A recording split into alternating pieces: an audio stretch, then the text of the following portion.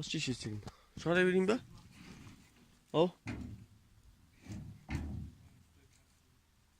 Hmm.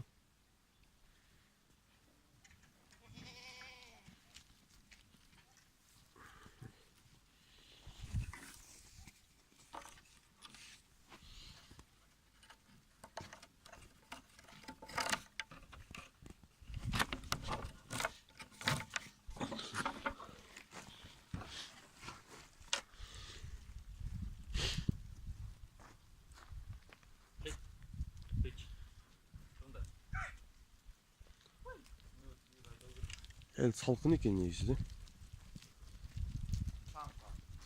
Hı?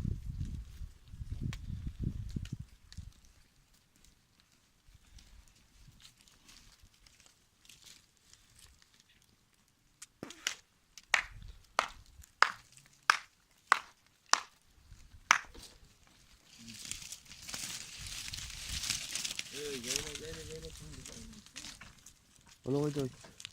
Kurşun gitme.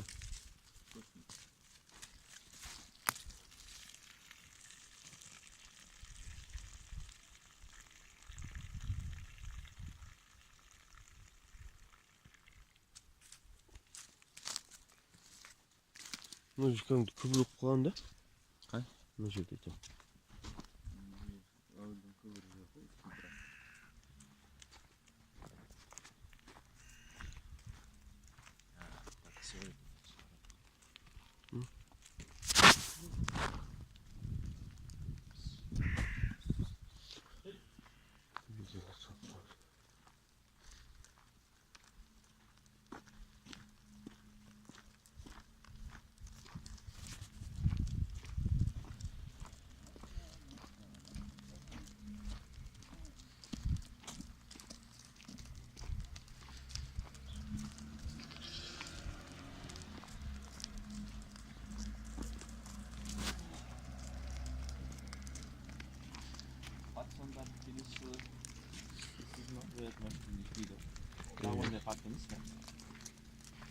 Şunu bugün ne?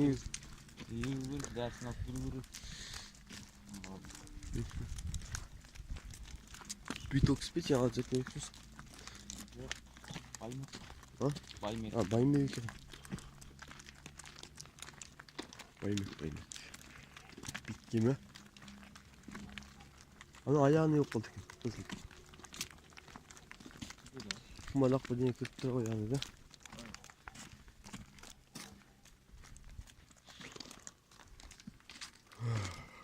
Bence de kırptı kosamışsın da bence.